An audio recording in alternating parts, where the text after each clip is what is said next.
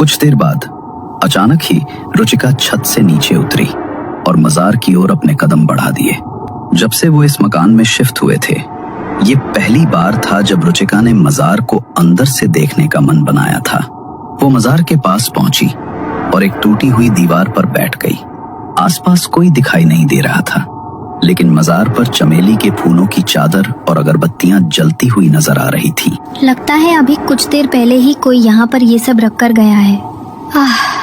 कितना सुकून है यहाँ। इतनी शांति आजकल कहाँ मिलती है।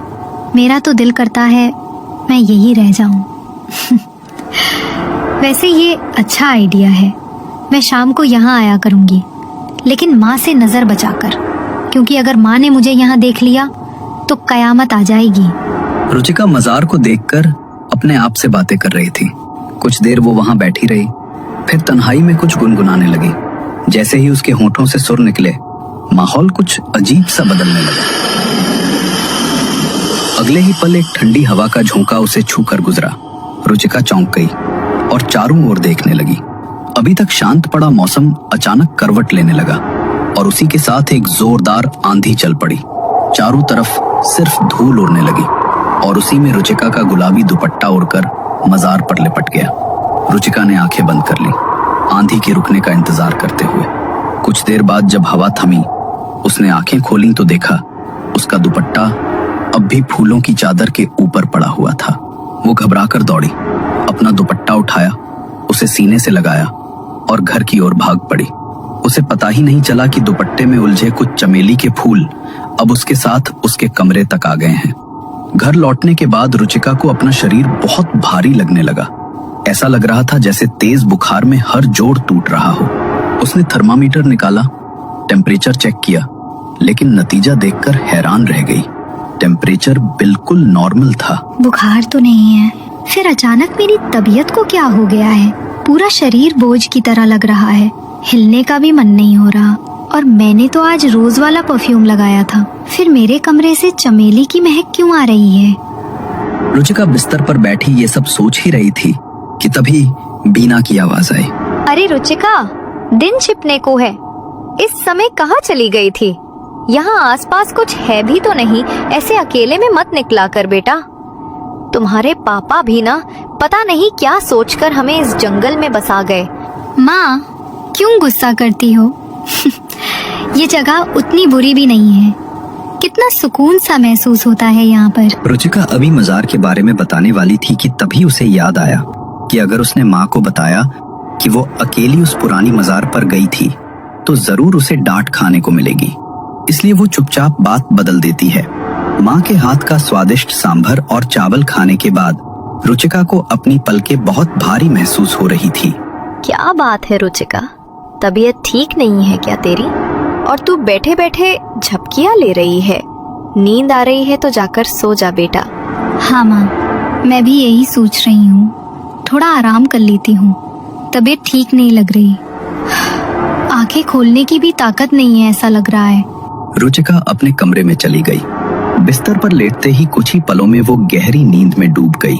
आधी रात का समय था, कमरे में सन्नाटा पसरा था। रुचिका गहरी नींद में थी, तभी उसके चेहरे के भाव बदलने लगे।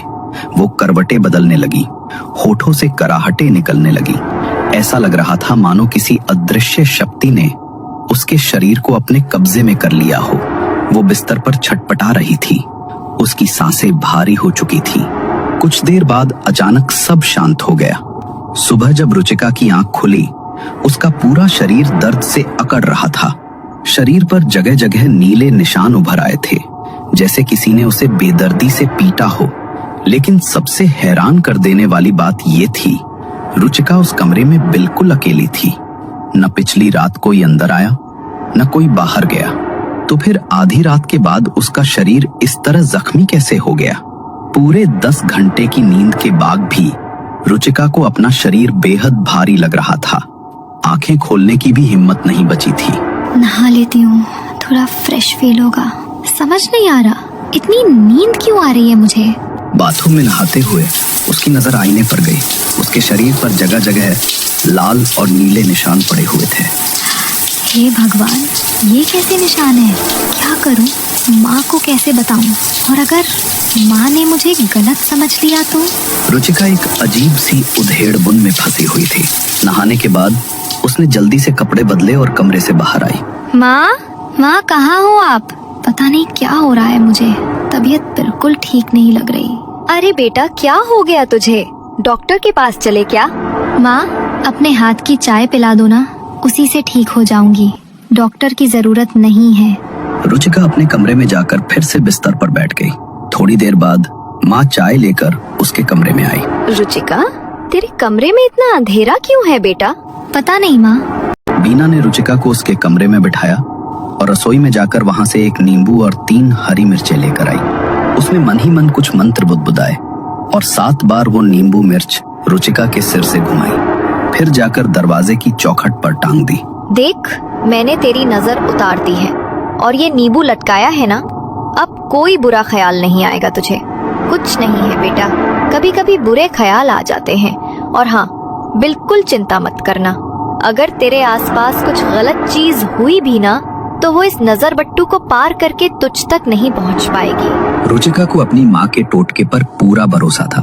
बचपन से ही जब भी वो बीमार या घबराई होती, माँ इसी तरह उसकी नजर उतार कर उसे ठीक होने का भरोसा देती थी। आज भी उसे पूरा यकीन था कि अब उसे कोई डरावना ख्याल परेशान नहीं करेगा। तू थोड़ी देर आराम कर ले, मैं खाना बनाकर तुझे आवाज लगा लूंगी। पिछले 2 दिनों से जो कुछ भी रुचिका के साथ हो रहा था, उसे देखते हुए अब वो आंखें बंद करने में भी डर रही थी। लेकिन तबीयत ठीक न होने के कारण कुछ ही देर में वो गहरी नींद में डूब गई। कुछ समय बाद रुचिका अपनी माँ के पास जाकर बोली, अरे माँ, खाना बन गया तो खाना खिला दो ना, कितनी भूख लगी है। हाँ बेटा, खाना बन गया है, तू बैठ, मैं लगाती हूँ। बेटी को कमरे में बिठाकर बीना रसोई में चली गई। उसने थाली में खाना सजाया और जब वापस लौटी तो सामने का नजारा देखकर उसका खून जम गया। रुचिका जमीन पर बैठी थी। उसके बाल उसके चेहरे को पूरी तरह ढक रहे थे। उसके सामने एक प्लेट रखी थी जिसमें खून से सने मांस के टुकड़े पड़े थे। बीना ने देखा कि रुचिका उन टुकड़ों को दोनों हाथों से उठा उठा कर खा रही थी। बीना ने कांपती आवाज में चिल्लाया, रुचिका। अचानक वॉशरूम का दरवाजा खुला और वहां से रुचिका बाहर निकली, बिल्कुल सामान्य अवस्था में। अरे माँ, क्या हुआ? इतना तेज क्यों चिल्ला रही हैं आप? मैं तो डर ही गई, वॉशरूम में थी मैं। बीना की आंखें फटी रह गईं। वो जिस रुचिका को अभी अभी मांस खाते देख चुकी थी, वो अब इस कमरे में थी ही नहीं। बेटा, अभी मैंने देखा तू यहाँ जमीन पर बैठी थी और खून से लिपटे मांस के टुकड़े खा रही थी। वो नजारा बहुत ही भयानक था बेटा, मैं तुझे कैसे समझाऊं? लेकिन अगर तू बाथरूम के अंदर थी तो फिर मैंने यहाँ जो देखा वो कौन था? अरे मम्मा, जब मैं वॉशरूम में थी तो कमरे में कैसे नजर आ सकती हूँ? और मैं कब से नॉनवेज खाने लगी? आप भी ना, पता नहीं क्या क्या देख लेती हो। एक इंसान एक ही समय में 2 जगह पर कैसे हो सकता है? आप भी अजीब बात करती हैं।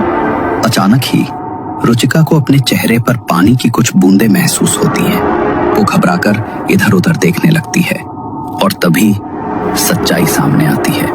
वो तो अपने कमरे में गहरी नींद में सो रही थी। उसकी माँ उसके सिरहाने खड़ी थी, हाथ में पानी का लोटा लिए और उसके चेहरे पर पानी छिड़क कर जोर जोर से हिला रही थी। अरे बेटा, कितनी गहरी नींद में चली गई थी तू।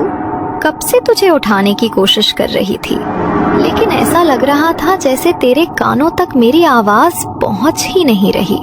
तब जाकर तेरे चेहरे पर पानी छिड़का है। क्या हुआ बेटा? तबीयत अभी भी ठीक नहीं लग रही क्या? ओह माय गॉड, ये एक सपना था।